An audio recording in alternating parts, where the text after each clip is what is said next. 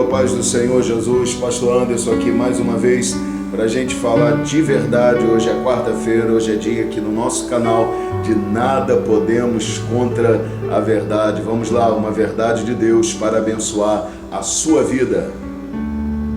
Pois bem, meus irmãos, hoje eu trouxe para vocês uma palavra que eu quero compartilhá-la com você e quero que ela seja um instrumento de Deus para abençoar a sua vida e para trazer cura sobre o seu relacionamento com Deus e com isso fazer com que a sua comunhão seja cada vez maior, restaurada e fortalecida no Senhor. Gente abençoada e querida, hoje eu estava meditando em um trecho de um livro que já li há algum tempo atrás. O tema do livro, ou o título dele é Cristianismo em Crise, escrito pelo pastor Henk Hanegraaff. Se falei o nome errado, fica assim mesmo, é mais bonito desse jeito, ok?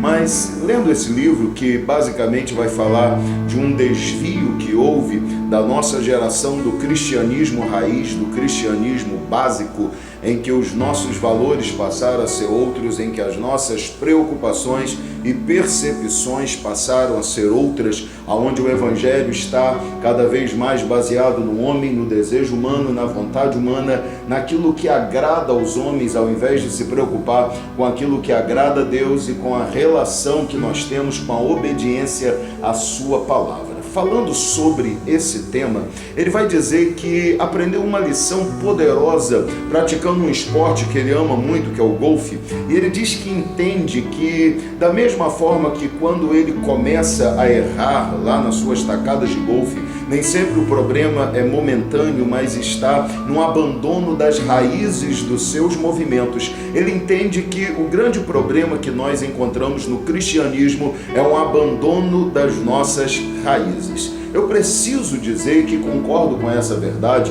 e dizer que acredito que nós nada podemos contra ela se não nos submetermos a esta verdade. E eu faço isso com a palavra de Deus. Eu quero levar você para um texto da palavra que é justamente o texto de Esdras, trazendo para nós a narrativa histórica do retorno de Israel para a terra da promessa, para a terra prometida. Inquestionável é que aquele retorno, que aquela volta representa também muito disso que nós precisamos fazer para que nós possamos voltar a viver o cristianismo nas suas raízes, como ele foi projetado e ensinado pelo Senhor, vivido pelos apóstolos e que precisa também ser vivido por cada um de nós, igreja do Senhor, nesse tempo. Preste bastante atenção comigo. A primeira coisa que Israel vai precisar fazer é retornar para a base certa, da qual nunca deveriam ter saído.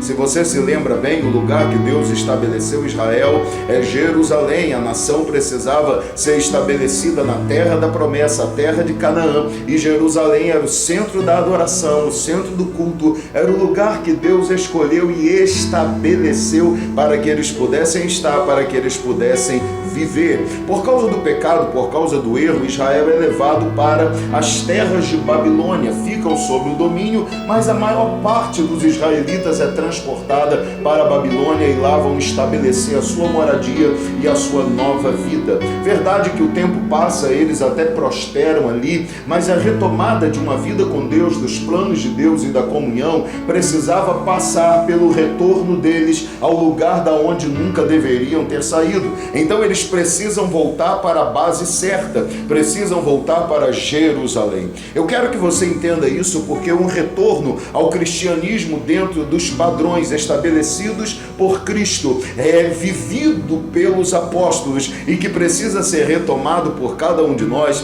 está também em voltar para as bases corretas, as bases nas quais nós estamos estabelecendo a nossa vida cotidiana, a nossa vida coletiva, a nossa vida como corpo de Cristo, como igreja, precisam novamente ser reavaliadas, porque durante o tempo que se passa, nós cada vez mais estamos nos afastando desses princípios de retidão, de caráter, princípios que regem o comportamento do povo de Deus, o comportamento da igreja de Cristo. Estamos cada vez nos tornando mais maleáveis, vivendo cada vez mais comunicativos com o erro, com o pecado, associados com ele, e isso tem transformado transformado a nossa geração em uma geração fora do seu devido lugar. Vamos dizer, de uma geração que virou cativa do nosso inimigo, do nosso adversário, que foi retirada do lugar que deveria estar, que foi arrancada da base correta e estabelecida em Babilônia, que é um símbolo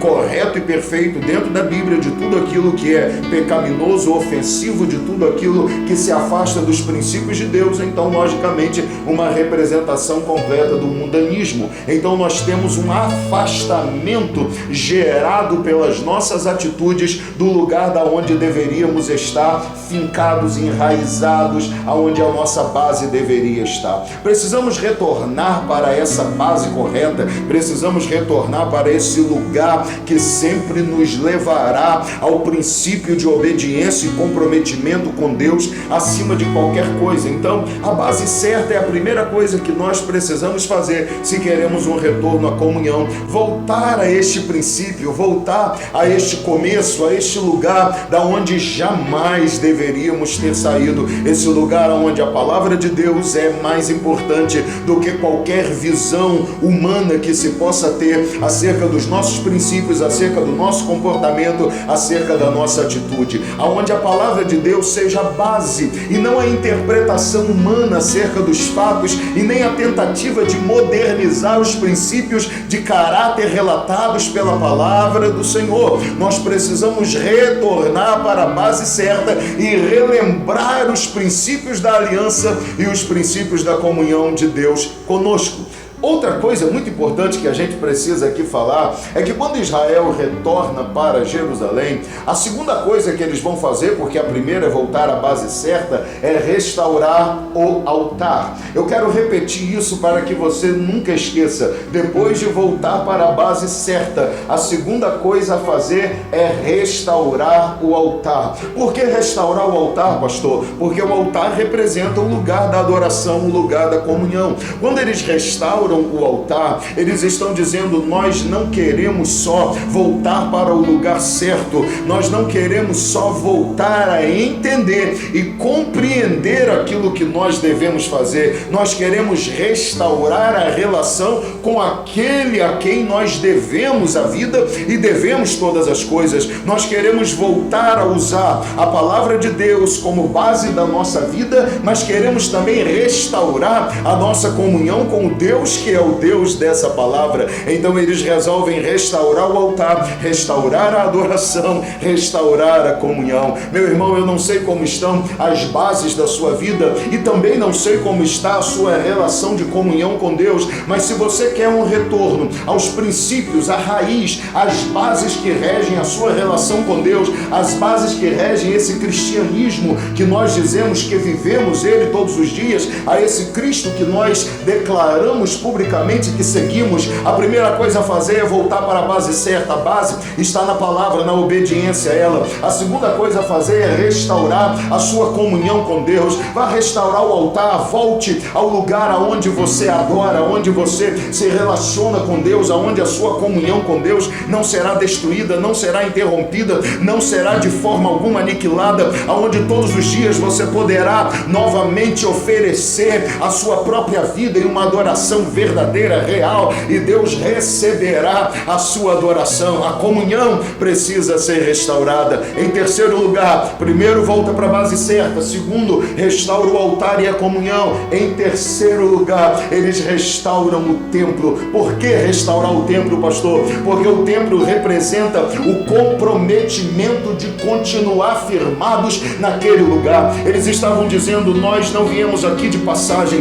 nós estamos restaurando o templo porque queremos continuar adorando, queremos continuar exaltando, queremos agora uma representatividade maior. Não só nós vamos entregar a nossa adoração no altar, mas queremos que o Senhor venha receber neste lugar que nós consagraremos para Ti, que o Senhor venha para manifestar a Tua presença e para confirmar esta comunhão. Nós estamos entregando adoração e queremos receber presença. presença. Vale lembrar que a Bíblia diz que nós somos o templo do Deus vivente, o Espírito de Deus habita em nós. Então veja bem, restaure o altar, mas também reconstrua o templo. Faça com que a sua adoração chegue a Deus, mas traga Deus para habitar no lugar que você está preparando. Ou seja, prepare a você mesmo, prepare o seu corpo, prepare as suas atitudes, prepare o que você é, consagre tudo isso para que o Espírito de Deus venha habitar novamente em você. Restaure por completo o cristianismo,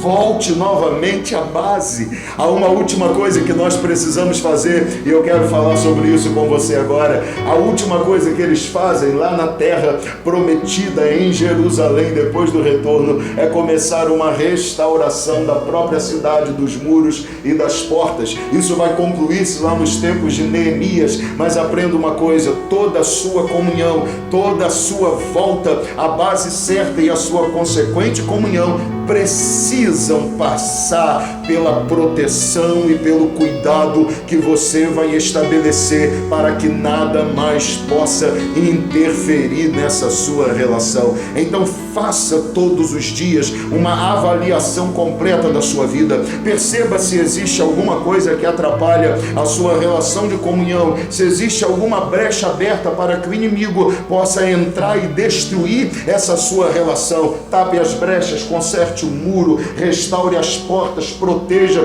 a sua relação com Deus, porque ela é a coisa mais importante que você tem. Estamos vivendo uma crise dentro do cristianismo, eu não vou negar, isso é uma verdade e nós não podemos negar essa verdade, precisamos concordar com ela, mas essa crise que estamos vivendo pode ser completamente destruída e revertida à medida que nós voltarmos à base certa, restaurarmos a comunhão, reestabelecermos o lugar onde o Espírito de Deus vai habitar e colocarmos muros de proteção para que ninguém mais possa interferir nessa nossa relação com Deus, ok? Não permita que a modernidade nem esse mundo moderno influencie a sua relação com Deus, porque a nossa relação é enraizada nos princípios da verdade e da palavra do Senhor. Que Deus abençoe muito a sua vida. Se não se inscreveu no canal ainda, faça isso, deixe um curtir, comente, se inscreva, ative notificações e seja abençoado por Deus hoje e sempre. Que Deus abençoe muito a sua vida, meu irmão. Fique na paz de Cristo e que a graça de Deus te acompanhe sempre para a glória do nome de Jesus. Abraço, que Deus abençoe você, uma semana de paz. Semana que vem tem mais vídeo aqui no canal para abençoar a sua vida, tá bom?